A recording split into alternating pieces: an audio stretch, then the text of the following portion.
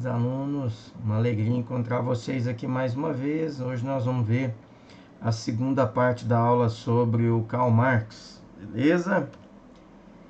Então vamos lá, aula 2, Karl Marx. Você vê que o Marx já está apontando a aula 2 para vocês aí, né?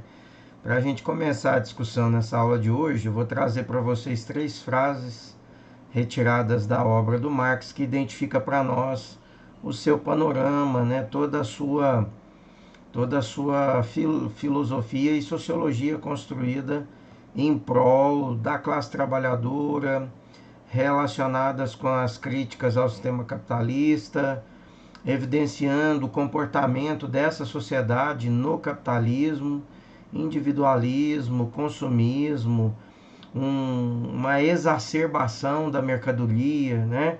Alienação. Então, uma série de reflexões críticas que o Marx faz e que para nós são muito importantes. Então, a primeira delas, quem é o homem para Karl Marx? O Marx vai dizer que o homem, né, é um indivíduo, é um ser social. Esse é o ponto de partida da filosofia e da sociologia dele, porque ele vai estabelecer que o ser humano não nasceu para viver fora da sociedade, né? Quem também já defendia isso lá no século IV a.C. era o Aristóteles. O Aristóteles também defendia que o homem era um ser social, político e falante. O Marx vai dizer que nós somos um indivíduo também, é um ser social. Nós nascemos para viver em sociedade, nós nascemos para conviver com todos os desafios que a sociedade nos propõe.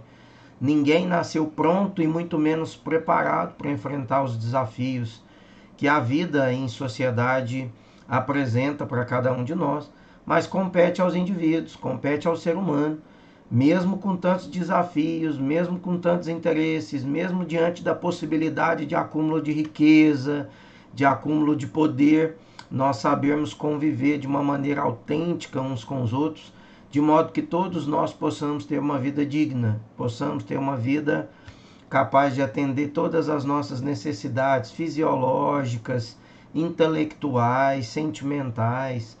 E isso para o Karl Marx é um valor muito grande, né? O homem dissociado da sociedade, ele não tem sentido. É mais ou menos como queijo com goiabada, né? Você tem uma combinação praticamente perfeita. E o ser humano e a sociedade é essa combinação quase perfeita, né? Não tem como a gente ver um sem o outro.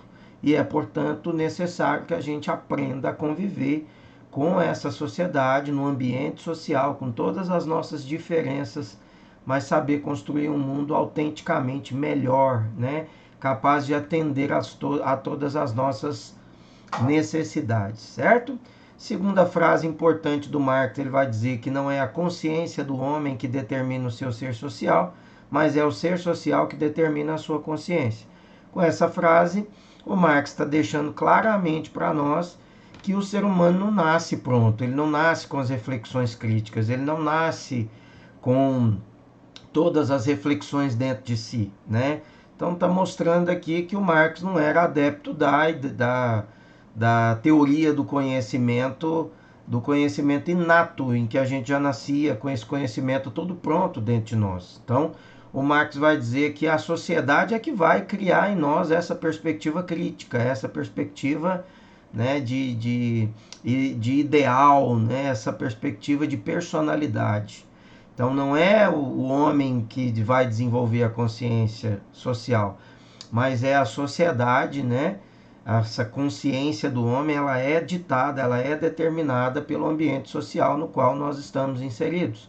Então, se eu hoje penso com uma cabeça extremamente conservadora, ou se eu penso com uma cabeça libertadora, eu devo a isso ao sistema social do qual eu participei até então, né?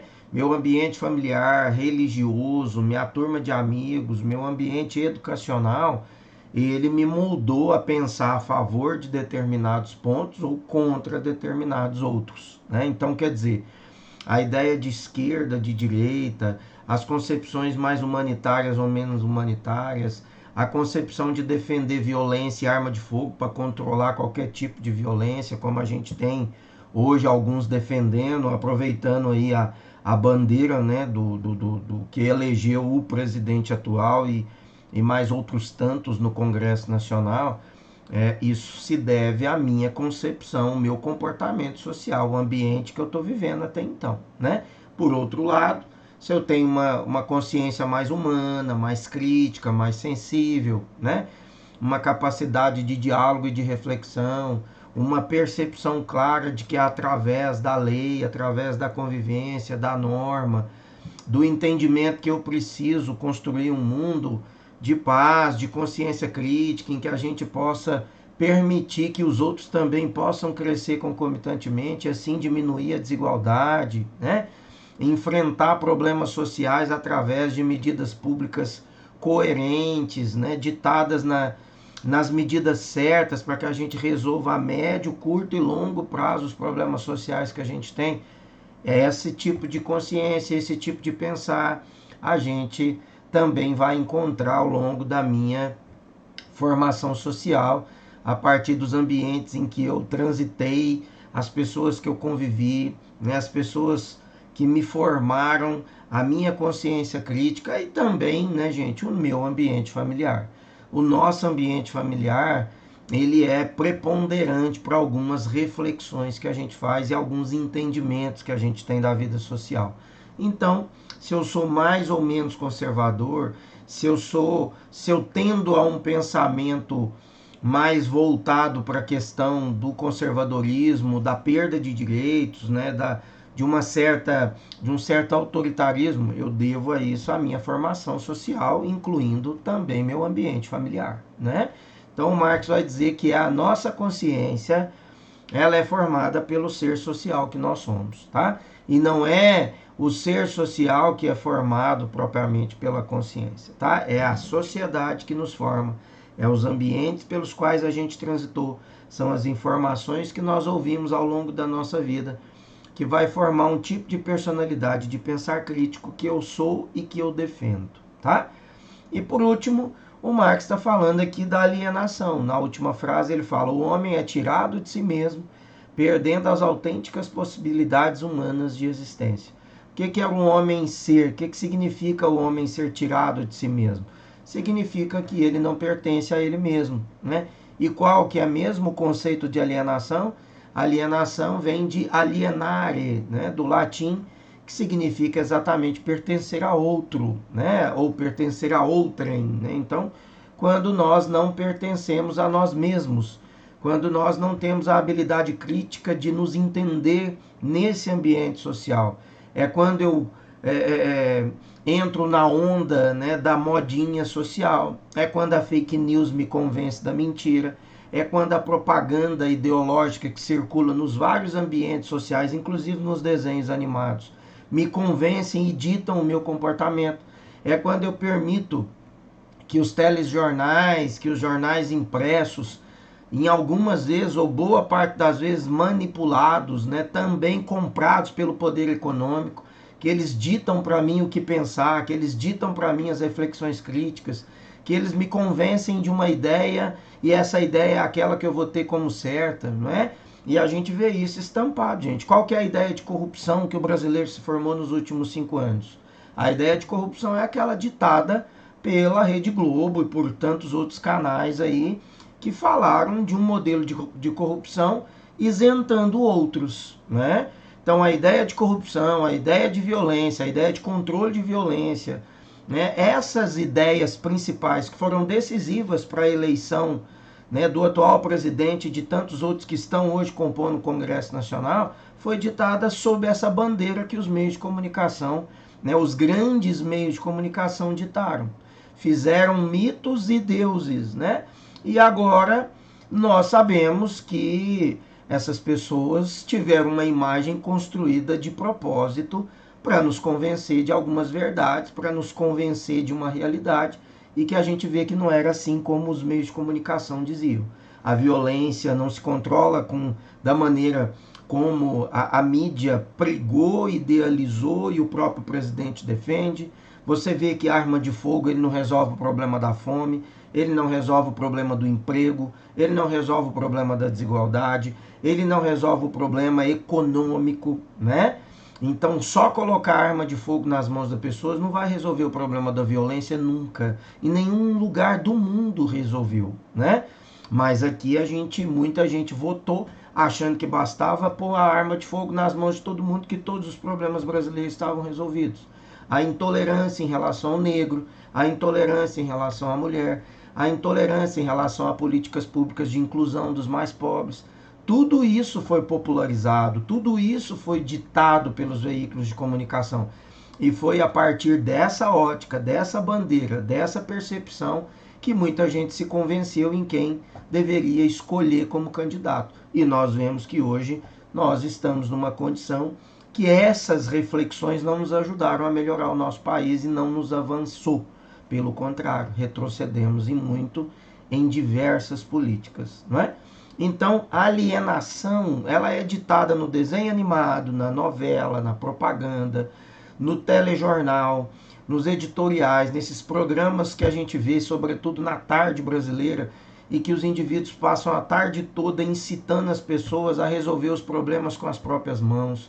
Uma ideia de violência patrocinada pela violência, patrocinada pelas empresas que vendem arma de fogo e munição, né? Mas ninguém percebeu os lobbies que existia por detrás, né, desses programas, que há ainda por detrás desses programas e dos políticos que se elegeram sob essa bandeira, né, da violência, da segurança pública, porque nós estamos percebendo que nenhum deles fizeram nada para mudar a realidade. Nós hoje somos muito mais violentos do que há alguns anos atrás, há 2 anos atrás, há 1 ano e meio atrás, há 1 ano atrás. Então, quer dizer, está mais do que claro que isso eram discursos ideológicos que não tiraram o indivíduo, né, não tirou o indivíduo de dentro do copinho e ele continuou pensando hermeticamente fechado dentro de uma bolha, e essa bolha é aquela que vem distrair o nosso senso crítico, vem impedir que a gente faça leituras da realidade social como deveríamos fazer. É isso que o Marx está dizendo nessa terceira frase, tá certo, gente? Bom, ele foi crítico então, né, dessa sociedade capitalista, ao dizer, né, que os detentores do capital, os donos dos meios de produção, que são os burgueses, aqueles que detêm toda a propriedade industrial, né, essa classe é a dominante, é essa que vai influenciar todos os sistemas, é ela que patrocina campanhas e quando o político é eleito ele governa principalmente para essa classe, aquela classe dos detentores dos meios de produção, daqueles que controlam o sistema produtivo, daqueles que financiam e patrocinam a educação, sobretudo a educação privada, daqueles que patrocinam a propaganda, né? Daqueles que financiam a mídia para que a mídia reproduza o diálogo e reproduza notícias a partir do entendimento e ótica desse grupo dominantemente, né? Economicamente dominante. Então, é esse grupo, né, que vem manipulando a sociedade, é esse grupo que vem instrumentalizando a mídia, instrumentalizando os sistemas de informação, até mesmo o processo educacional, para que a sociedade passe a pensar de uma maneira X, e essa maneira X vai sempre reproduzir, consequentemente, os interesses dessa elite dominante, dessa classe dominante, que já conseguiu aprovar uma série de medidas aqui no Brasil que garantiram a ela, a essa classe, privilégio, né? Exemplo, lei de terceirização, a lei da Previdência, a reforma da Previdência, a reforma trabalhista, a própria MP 936, que permite suspensão de contrato de trabalho, que permite que as pessoas fiquem 2 meses aí sem trabalhar, com o contrato suspenso, que permitiu, no início dela, né, poderia deixar as pessoas 4 meses sem salários, né, suspender o salário de pessoas por 4 meses. Depois ela teve ali uma reflexão, os deputados, alguns deputados, sobretudo os deputados, né, de partidos mais de esquerda, protestaram contra essa realidade porque perceberam o prejuízo que levariam a muitos trabalhadores, né? Mas vocês estão vendo quantos desempregos, né? O quanto que nós tivemos a precarização das relações de trabalho, e é exatamente fruto de leis e de processos, né, que vêm garantir a liberdade cada vez mais para o poder econômico em prejuízo dos interesses sociais e humanos, não é? Então, o Marx foi um crítico ferrenho dessa realidade, exatamente porque ele percebia que o ser humano, ao exemplo aqui, né, do Charles Chaplin, né, no filme dele, o ser humano passa a ser uma parte de uma engrenagem mecânica, né, que não reproduz com consciência crítica, que é simplesmente manipulado, utilizado, enquanto ele tem força física para produzir, para gerar riqueza, ele tem utilidade. Depois que ele se torna velho, depois que ele machuca, depois que ele tem um acidente do trabalho, depois que ele não tem a mesma força produtiva, ele já não é importante para a sociedade. É por isso que a gente vê leis que são aprovadas tirando direito de trabalhadores, tirando direito de idosos, tirando direito de pessoas que têm deficiências físicas, né, mentais, porque a sociedade em geral, com o pensamento capitalista, elas veem que essas pessoas, que esses grupos sociais são peso, né? E não são propriamente pessoas, seres humanos que um dia contribuíram para o processo produtivo brasileiro, que tiveram uma contribuição importante para que hoje nós tivéssemos numa condição X ou Y, e que não entendem, sobretudo, que são seres humanos e que merecem a dignidade de suas vidas, né? Mas nós vamos ver e estamos assistindo as negligências em relação ao ser humano e as políticas voltadas para o ser humano, né? Sempre o ser humano ele tem prejuízo em detrimento do ganho capitalista, do ganho econômico, e isso já era uma realidade que o Karl Marx apontava, né? A exploração então do capitalista acontece através da mais-valia. O Marx vai falar que nós tínhamos ali dois tipos de mais-valia, a mais-valia relativa e a mais-valia absoluta. A mais-valia é a quantidade de trabalho realizado e não remunerado. Então é aquele trabalho que foi pago, que foi realizado, mas que não é remunerado, que não é pago, né? E que jeito que essa mais-valia acontece? Mais-valia absoluta, ela vai acontecer estendendo a jornada de trabalho. Então, se o trabalhador ele é contratado para trabalhar 8 horas, em 8 horas ele produz 100 pares de botina, na mais-valia absoluta você vai estender a jornada para 10 horas. Então, o trabalhador agora vai trabalhar 2 horas a mais. Nessas 2 horas a mais, ao invés dele produzir 100 pares de botina, ele vai produzir 120, por exemplo, né? Nessas horas a mais que o trabalhador produziu, aquilo que ele produzia a mais, o capitalista vai vender mais, o capitalista vai lucrar mais, só que ele não repassa nada do que ele ganhou a mais para o trabalhador. O trabalhador produziu a mais, ele trabalhou mais tempo, mas ele não ganhou nada por ter trabalhado a mais. Essa é a mais-valia absoluta. Então há uma extensão da jornada de trabalho, no entanto, o trabalhador não ganha por isso. Isso era a base, gente, de toda a exploração econômica do século XVIII e XIX, né? O trabalhador, era imposto a ele jornadas de 15 a 20 horas de trabalho diárias, né? E o trabalhador ganhava aí 40 centavos a cada 14 horas de trabalho. Então, a cada 14 horas de trabalho, ele computava 40 centavos de libras esterlinas ali na Europa, né? Bélgica, Londres, Bélgica, Inglaterra, França, né? Todos esses países ali da Europa, o trabalhador, a cada 14 horas de trabalho, ele ganhava em torno aí de 40 centavos de libras esterlinas, certo? Essa é a mais-valia absoluta. E a mais-valia relativa? É quando a jornada é a mesma. Então, se ele trabalhava 8, ele vai continuar trabalhando 8 horas. Só que agora ele produz muito mais. Por quê? Porque ele é forçado a trabalhar num ritmo assustadoramente maior. Então, quando o Ford colocou esteira, né? Quando você tem uma linha de produção em que o trabalhador tem aquele movimento mecânico, tipo da sátira que o Chaplin coloca aí, né? No filme dele. Então, ele é obrigado a trabalhar, fazer ritmos, né, mecânicos definidos e calculados no prazo do tempo, né? Então, ele é obrigado a trabalhar naquele ritmo. Por quê? Porque se passar a peça na engrenagem, lá na frente vai encavalar, tem que parar a esteira, né? Então, para que não tenha que pagar a esteira e o empregado ser punido porque não conseguiu cumprir a parte dele na produção, aí então há ali uma exigência para que ele produza num movimento ritmado, de um tempo calculado, para que as coisas não encavalem ali na frente, né? Esse é o modelo produtivo, esse da linha de produção, e a mais-valia relativa é exatamente assim. Você força o trabalhador a produzir mais rápido. Você força o trabalhador a desenvolver várias atividades num prazo curto de tempo.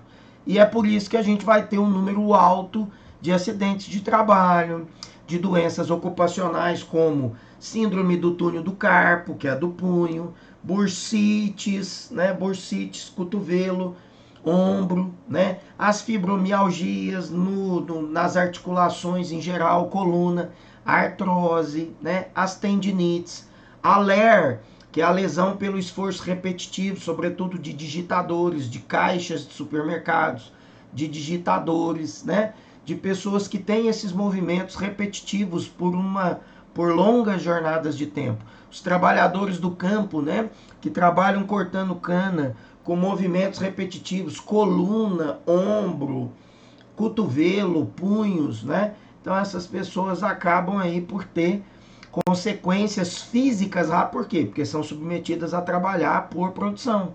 Então você tem que calcular o número de produção que ele tem dentro do prazo de 1 hora. E ele é obrigado a fazer uma produção rápida dentro daquele prazo. Os digitadores, por exemplo, eles têm que dar X toques no teclado durante o prazo de 1 minuto, né? Há o programa que calcula, né, o número de toques no teclado. Os produtores de cana, né, os cortadores de cana, calcula quantas toneladas de cana eles cortaram, né, por dia ou por hora. E na esteira, a esteira passando com o produto que ele tem que resolver rapidinho, colocar o parafuso, colocar o rótulo, colocar a tampinha, ele é também levado a trabalhar num ritmo alto, né? Num ritmo mecânico. E essa é a mais-valia relativa. Aquilo que ele está produzindo a mais é dentro da mesma jornada, só que ele está consumindo a sua saúde produzindo mais. Ele está consumindo as suas articulações, né? O cansaço, o estresse, a estafa, em razão da pressão, em razão do constrangimento dentro das relações produtivas, para que ele possa produzir naquele ritmo exigido pelo capitalista, né? Então o indivíduo fica doente muito mais rápido, ele perde a sua potência de trabalho produtiva e há N problemas relacionados com as doenças ocupacionais em razão da mais-valia relativa, por conta da pressão, da cobrança, do ritmo em que eles são submetidos. E isso, gente, fisicamente impossível que o ser humano aguente isso por muito tempo. É por isso que nós temos uma previdência que tem trabalhadores que hoje precisam muito dela. É por isso que o sistema de previdência, ele também tem, entre uma das razões para que ele tenha aí uma sobrecarga, é por conta disso. A principal causa da sobrecarga na previdência é a sonegação fiscal por parte das grandes empresas, né? Falam que é por conta do trabalhador que está aposentando, não. A principal causa é a sonegação fiscal. É aquilo que se deixa de arrecadar. São os perdões ou a vista grossa que se faz para muitas multinacionais e para empresas aqui mesmo no Brasil. Se você quiser tirar a dúvida, basta você entrar, dá um Google aí, pesquisa quais são os grandes devedores de INSS no Brasil. Você vai ver lá a lista. Eu não vou falar aqui, mas você vai ver lá a lista e vai ver, sobretudo, quem está, os 10 principais devedores de INSS no Brasil. Aí você vai entender, né? Algumas questões políticas e econômicas do Brasil, sobretudo a eleição de políticos, o porquê que determinados políticos são eleitos, o porquê que determinados políticos, alguns caem rapidamente e os outros ficam ali mesmo fazendo um monte de besteira, mas eles continuam lá eleitos, né? Então você vai ver. Há interesses econômicos, né? E esses interesses econômicos se explicam em razão daquilo que essas empresas, que esses patrocínios, das isenções fiscais, né? Das medidas que alguns grupos de políticos ou o ministro da Economia garantem para alguns desses setores, tá? Aí você vai entender melhor como que é a diagramação do processo social, político e econômico, tá? Mas é importante, então, dizer que o Marx, né, ele vai apontar que a mais-valia relativa, ela também gera, né, talvez ela é muito mais danosa, apesar de manter a jornada, mas ela é muito mais danosa porque ela força o trabalhador a produzir muito mais dentro do mesmo espaço de tempo. E ninguém é robô, né? Todo mundo fica doente, todo mundo machuca, todo mundo estressa, todo mundo tem consequências físicas, mentais, em razão dessa cobrança, dessa pressão. E aí nós vamos ter outras consequências, como a doença, como o acidente do trabalho, como as pessoas se afastando, né? Como pessoas que precisam se afastar ou aposentar mais cedo, em razão de terem sido submetidas a jornadas muito pesadas, a cobranças intensas, o que resultou em prejuízo físico, né, e também para a saúde deles, tá? Então Marx vai chamar essa atenção de nós. Tá aqui, ó, a imagem, né, até um trecho do filme Tempos Modernos, do Charles Chaplin, né? Aí você vê, olha, o da frente tem que colocar no filme, quem viu o filme, você deve lembrar dessa cena, olha. Ele tem que apertar com o alicate a porca na tábua e esse aqui tem que bater o pino para fixar o parafuso. Ó, então é mecânico, tá vendo? É mecânico. Ele tem tempo certo para fazer cada atividade. Olha o patrão aqui de branco, o encarregado, olha aqui de branco, cobrando, pressionando para que ele faça rapidamente as atividades para que não tenha que parar a esteira, certinho? Então você vê que esse é o sistema produtivo, esse é um sistema mecânico, esse é um sistema alienante, como o próprio Karl Marx já falou para nós. A alienação eu expliquei na aula anterior, né? Então a exploração, né, do trabalhador, olha, a exploração capitalista, o valor da força de trabalho e a mais-valia variam em direções opostas, né, gente? O valor da força de trabalho ele vai ser sempre para um lado, enquanto que a mais-valia para o outro. A mais-valia representa, gente, a queda, né, no valor que a força de trabalho tem. Quanto menos a força de trabalho vale, mais a mais-valia vai estar intensa, bombando, lucrando, porque elas estão em movimentos opostos. Se for para o capitalista valorizar a força de trabalho, ele vai ter que reduzir o seu lucro, que é a mais-valia. Como nenhum deles, ou boa parte, né, a grande maioria deles, não abrem mão de lucros cada vez mais altos, a força de trabalho vai estar cada vez menor, vai estar cada vez mais amíngua, né, enquanto que a mais-valia é cada vez mais alta e intensa, né? É só por meio da exploração da força de trabalho que o capital consegue reproduzir o seu ciclo. Então, o capitalismo, gente, ele gera vida, né? A vida, a auto-vida para o capitalismo é explorando. A alta vida do capitalismo é através dessa exploração que ele efetiva sobre a classe trabalhadora, mais o fetiche da mercadoria que ele impõe ao consumidor para necessitar, entre aspas, cada vez mais daquela mercadoria e fazer com que ele compre cada vez mais essas mercadorias, né? Então, somente o trabalho humano gera valor, por isso a necessidade, né, do capitalismo explorar cada vez mais o trabalho, explorar cada vez mais a mão de obra da classe trabalhadora, tá? A resolução, então, das contradições dos meios de produção capitalista. Para Marx, né, os antagonismos do meio de produção capitalista desembocam ou desembocariam na revolução proletária, na revolução do proletariado. O que o Marx vai dizer disso? Olha, essa revolução será sempre resultado, gente, do quê? Das próprias ações do capitalista. Como o capitalista maltratou, como o capitalista não valoriza, como o capitalista explora, machuca, desvaloriza, né?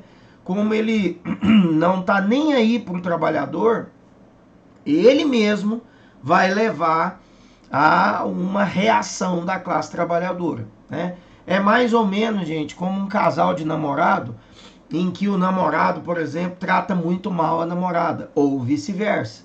Quando um trata muito mal, não tem carinho, né, não oferece amor, não oferece respeito, trai, mente. Quer dizer, a pessoa, por mais que ela ame, ela vai ficar com essa durante um tempo, mas vai chegar um tempo que ela cansa. Ninguém consegue ficar com outra que não a valoriza. Ninguém consegue ficar com outra que não oferece amor, que não seja concomitantemente a troca de carinho, de amor, de respeito, de reciprocidade, né? Ninguém consegue permanecer por muito tempo com alguém que não valoriza, que não respeita, que trai, que mente, que esconde. Ninguém consegue. Então a mesma coisa é o trabalhador em relação à classe proletária, à classe empresarial. Ele fica durante um tempo, ele é submetido a uma série de exploração, ele é humilhado, o trabalhador é desvalorizado, retiram direitos e retiram direitos do trabalhador ao tempo todo. Olha quantas leis eu te disse. Olha, lei, a terceirização, o projeto de lei da carteira verde e amarela que tira direitos dos jovens, a lei da Previdência, a reforma trabalhista, a MP 936. Olha quantas leis vêm tirando direitos dos trabalhadores nesses últimos tempos, né? Então, quer dizer, o capitalismo, gente, ele só vem explorando, ele só vem tirando o direito da classe trabalhadora. Se o capitalismo e os empregadores em geral tomassem mais cuidado, efetivassem direitos, cuidassem melhor, incentivassem os seus empregadores, com certeza nós teríamos uma produtividade muito mais alta, nós teríamos trabalhadores muito mais realizados, nós teríamos serviços prestados com muito mais qualidade, nós teríamos a realização por parte do consumidor, porque seriam bem atendidos, né? Porque seriam atendidos por produtos, né, que seriam muito mais qualificados, talvez, né? Porque essa classe trabalhadora teria muito mais prazer, teria muito mais vontade de produzir, seriam muito mais bem remunerados e, portanto, ficariam felizes também de ver a vida deles melhorando, de ver a vida das suas famílias melhorando, de poder ver o filho deles estudando numa escola melhor, num material melhor. Então, quer dizer, a vida para todo mundo melhoraria se o lucro fosse menor, se o interesse e a exploração também fosse menor por parte da classe empresarial. Mas, infelizmente, nós ainda não vimos isso acontecer. E é exatamente por conta desse continuismo da exploração, dessa agressão constante ao trabalhador, da perda de direitos constante que a classe trabalhadora tem, que, segundo Karl Marx, isso ia levar inevitavelmente a uma revolução da classe proletária, a uma revolução da classe trabalhadora. Ela ia se rebelar contra essa exploração, contra esse maltrato, contra essa humilhação, e uma hora ou outra ela ia reagir contra o capitalismo, e efetivamente essa seria a revolução operária, né? A revolução proletária. Então, essa revolução será resultado, olha, das próprias ações dos capitalistas que produzirão os meios de sua destruição, né? Os seus próprios coveiros, como diz o Marx. Então ele vai dizer que a burguesia, fazendo como ela estava fazendo, maltratando, humilhando, explorando, pagando salários tão baixos, explorando e humilhando tanto a classe trabalhadora, que ela estava ela estava criando os seus próprios coveiros, né? Ela estava criando, alimentando aqueles que iam rebelar contra ela e que iam inevitavelmente ela ia explorar, né?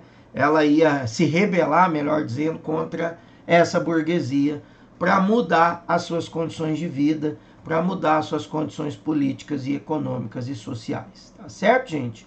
Olha, eu vou ficar por aqui. Eu vou ter ainda com vocês uma terceira aula, então, a respeito do Marx, para que a aula não fique muito extensa. Na próxima aula nós vamos falar, então, da revolução do proletariado, de como aconteceria esse processo, né, da luta de classe, da revolução do operário e do socialismo, como seria a visão do Marx para o regime socialista. Tá tudo bem?